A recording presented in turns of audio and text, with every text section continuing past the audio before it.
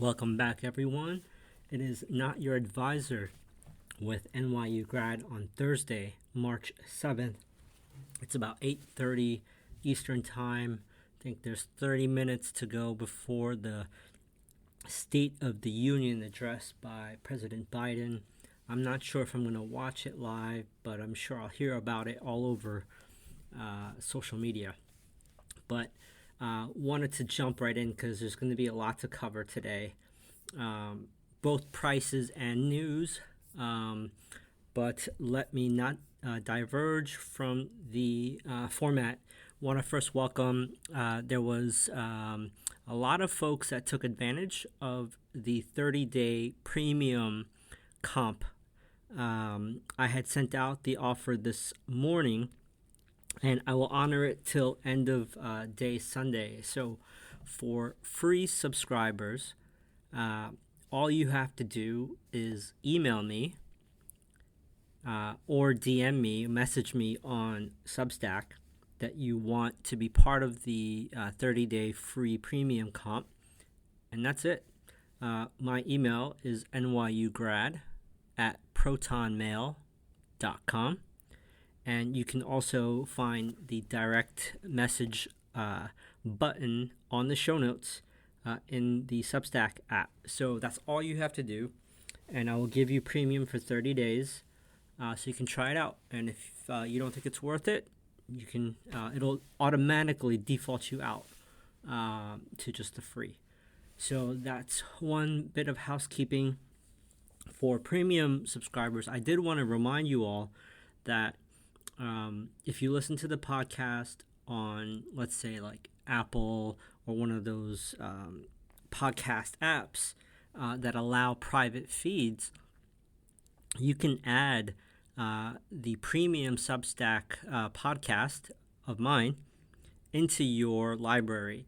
In order to do that, you would simply go to any of my podcast show notes, and you should see on the right-hand side the Apple Podcast logo, or you can just copy the RSS link. There's actually an email instruction button right underneath the Apple Podcast logo. It'll email you the link so that you can add the full-length premium podcast to your podcast app of choice. The only one that doesn't allow private feeds for podcasts is Spotify. I don't know why that is, but they've made that a policy for them. But you can obviously always listen to it on Substack, and their app is great. I listen to tons of podcasts on Substack. All right, I digress. Let's jump right in. So today we had 1,693 new highs versus 139 new lows. Very bullish. As I've been quoting these numbers every day. Advancing, we had 70% of shares advancing versus 26% of shares declining. Looking at the 50-day moving average, 34% of stocks are below its 50-day. If you recall last week, it was last week, it was like 40% were under the 50-day, so much better number there. Looking at the 200-day moving average, 32% of stocks are below its 200-day moving average. So on a macro level, there's nothing to panic about, right? I mentioned my three stools or pillars to watch for. Number one being breadth, not only intraday, but also the expansion of new highs versus expansion of new lows. Which one is winning every day? It's the bulls and the new highs. Then to look at the 10-year yield. Are we close or above 4.5%, or are we below 4.5%? We were getting close to 4.5. We were like 4.3 as late as last week, but then we sold off on the 10-year yield, and we're now just hovering at 4%, pressuring yields, pressuring the dollar. The third pillar that I mentioned to watch for are the Magnificent Seven and the semiconductor index. If all of those stocks are able to be bullish at the best, or at the very best, or at the very least above their 50-day moving average, it's A-OK. And I would need to see out of those three conditions, at least two of those conditions or stools to break down. And we don't see any of that yet. So, yes, we are overbought historically, however you want to look at it, whether it's PE ratios, put call ratios. Everyone is kind of leaning bull right now, which is a little concerning. But it's not time to panic yet, is my point. And the other thing, obviously, to mention is that breadth is very thin. Everybody is in a few names in like one sector. Well, you have semiconductors, you have some of the Mag 7, and you have Bitcoin and gold now is rallying. So those are things to keep watching out for. A couple of things I wanted to share that was pretty interesting to me throughout the day. I'm tired of talking about New York Community Bank. You heard my melancholy voice yesterday, and I was talking like I was dying, but just seeing stuff like that, and I live so close to the Federal Reserve in New York, and I know people actually at New York Community Bank, and just to see that Steve Munchin, however you pronounce his last name, is now involved with the bailout, bail-in, or whatever you call it, of New York Community Bank. It just kind of got me into a somber mood of how rigged this game is. But I took some time off. I went to the gym. I ate a nice dinner, and I just realized, as I mentioned in self-mastery and my post about the 5 hindrances, all of that would be happening even if I was dead, right? Like, why am I going to worry about New York Community Bank? It is what it is. I just got to trade the charts and the price structures in front of me. But I think I'm going to call today's episode "The Right Information at the Right Time is Deadlier Than Any Weapon." And that quote comes from the show Westworld. I've brought Westworld up a few times in the past, but if you have not seen Westworld on HBO Max, there's 3 seasons, so you could binge it. It's very excellent. The quality is unbelievably high. The actors are great. And I think the story arc is very relevant for what's going on today in AI. I'm not going to ruin it, but season 1 starts in like the Western times, like cowboys and Indians, and humans, us, like we go there to the park, like Disney World, to live out our fantasies and our vices. And it's just a small glimpse of how AI is being used for our pleasure and vices. But the story unfolds, it talks more about AI, and eventually in season 3, we leave the park and we get to see how AI has impacted the human world. So I highly recommend it. And just as a reminder, it also reminded me when I watched the show, humans can be programmed too. I have a book recommendation. I'm about halfway through it. Total coincidence. A good friend of mine, Tim Knight at Slope of Hope, had posted about the book the same day I was about to post about the book.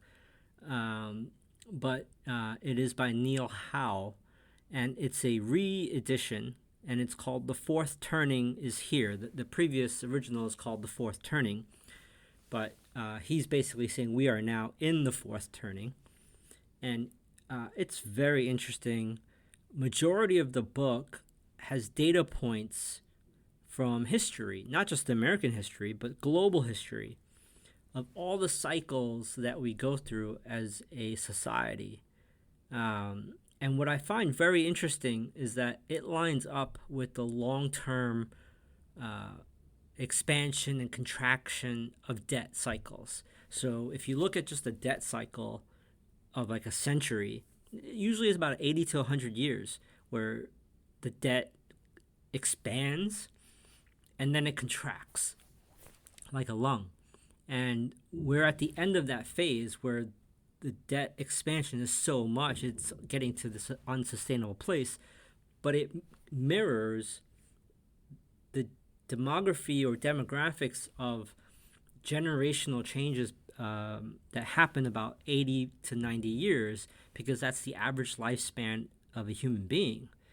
And it talks about the links of past generations and how we pass the baton from baby boomers to Gen X to millennials to Gen Y. I might have gotten that order wrong, but you get the point, right? And it talks about like how coming out of World War II, the baby boomers who grew up during that time frame challenged status quo, and they're kind of now retiring. They're the ones in leadership right now.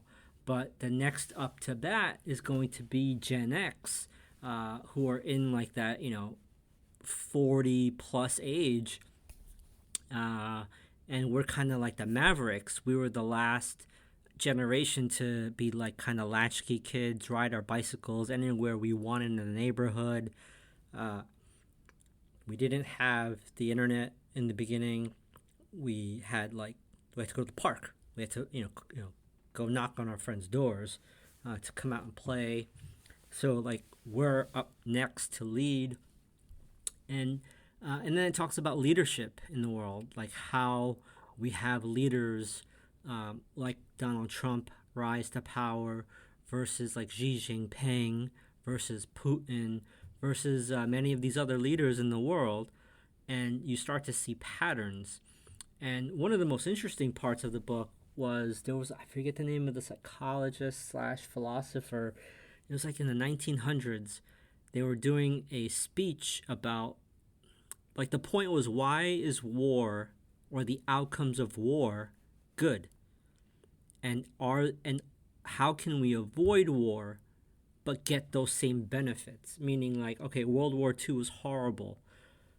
So many people died in the span of 6 years, needlessly, because of the ego of a few men. But when you take a look at what sprung out of all of that pain and suffering, you had, looking specifically in the U.S., you had an era of great prosperity in America and really throughout the world. And his challenge was, can we get to that place where we don't have to go through the treachery and death of war? And there's no answer to that. It just seems to be a psychological thing in humans where, the people who went through war, like World War II, the survivors, they're about that age where they've already perished, they've passed on, and the few that are left are like, 80, 90 years old. But once that generation is kind of done, then all of us have never experienced that kind of war, and we just go through that same cycle all over again. So it's a very interesting book. I highly recommend it. It's a long read. If you don't want to read the whole book, Neil Howe has been doing the interview circuit, and you can find many interviews that are about an hour long, and he talks about the book if you want kind of the concept of the research truncated into an hour interview. And also Tim Knight at Slope of Hope also posted a great post today about the book and summarized it. I will try to include that link. I reposted it on Substack. I'll include it in my show notes. So that's kind of what I wanted to share before we jump into kind of the day and go through more financially related news. But let's get into that. So looking at Meta, it was up today. It broke out. And it's been trying to break out for a while. But the reason it broke out today was there's news, and this is not new news, but it's gaining steam, that there might be a TikTok ban very soon.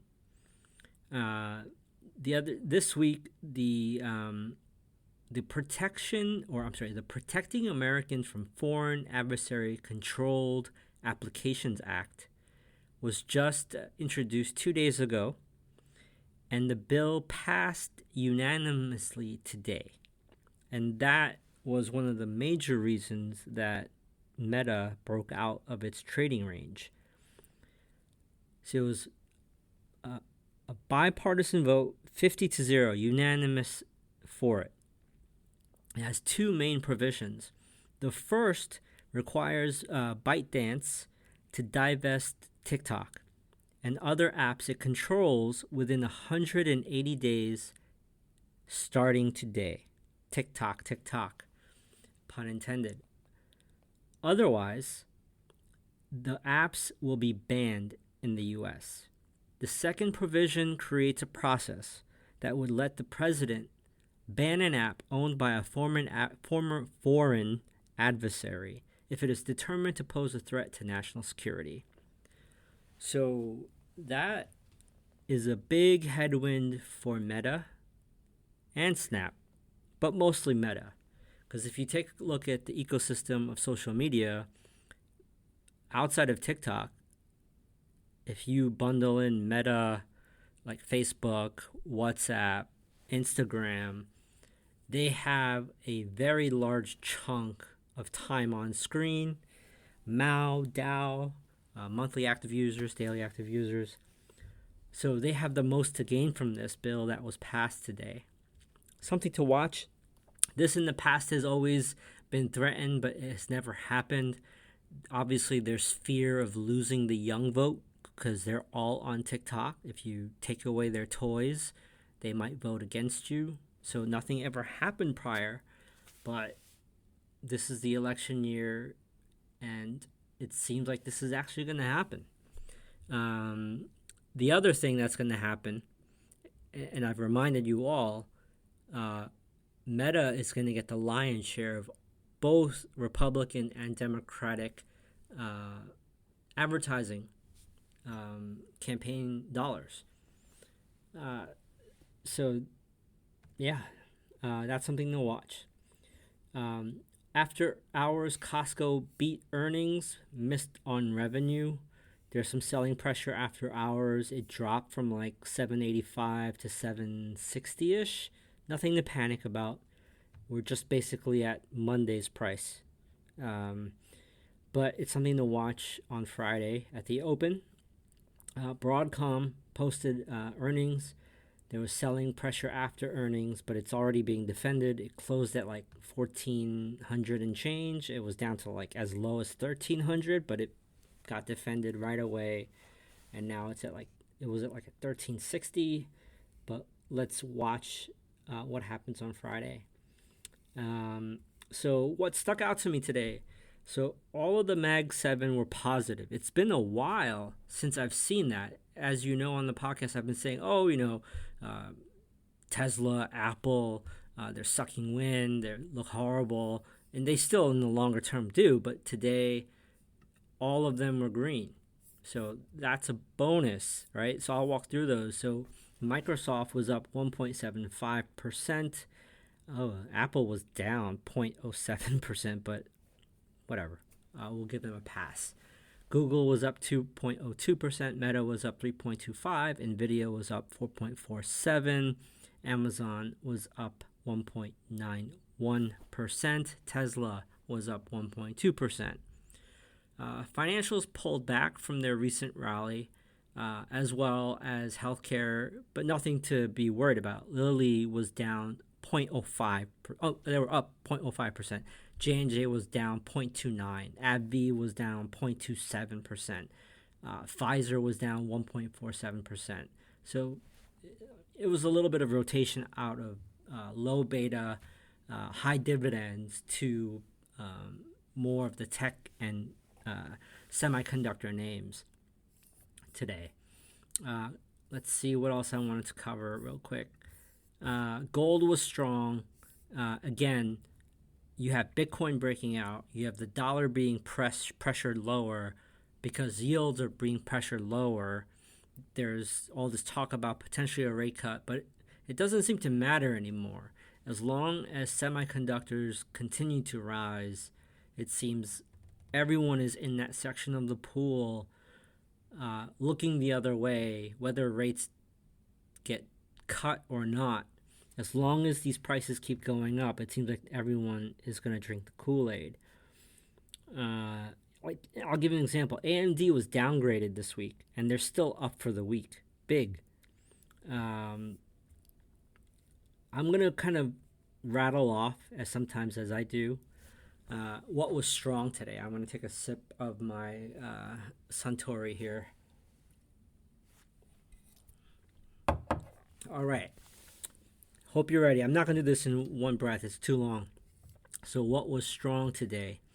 You had sector-wise, before I go to the stocks, all were green. Tech was up 1.97, communication services up 1.6, basic materials up 0.87, healthcare up 0.84, industrials up 0.81, consumer cyclicals up 0.7, utilities up 0.63, energy up 0.57, consumer defensive up 0.32. That's all percent. Everything was up except for real estate, which is curious to me because rates are going lower, but a lot of the builders were up.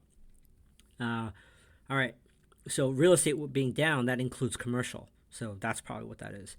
All right, here we go with the individual. Rivian up 13.42. Yext up 8.22. New York Community Bank up 5.78.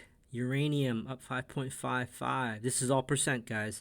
Klaviyo up 5.44. Qualcomm 4.66. Nvidia 4.47.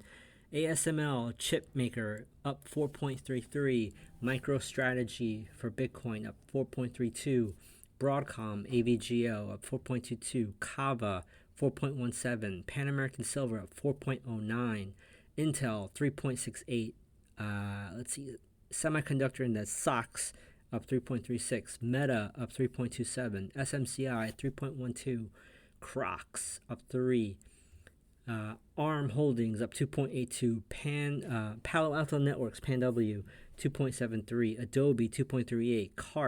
Instacart up 2.29. DraftKings 2.28. Google 2.27. DR Horton 2.25. KB Homes 2.13. Carvana 2.13. Pulte Homes 2.12. Lennar 2.10. MGM Resorts International up 2.09. I can keep going here. So broad rally, okay? What was weak? PaySafe, PSFE, down on earnings. They had a negative earnings number, so they got punished. Natural gas was down. Marathon Digital was down. General Motors was down. And not much else, really. So what to keep watching? Keep watching the semiconductor index, NVIDIA. Watch the Mag 7. Keep watching yields, and also watch true up tech layoff data, because I think that's important as well. I think you are going to see a lot more layoffs this year. But with that said, for the free members, thank you again. If you want to take the opportunity of having the comped premium for 30 days, just get in touch with me and I'll make that happen. I'll see you all on Friday after the session. Premium members, please stay on.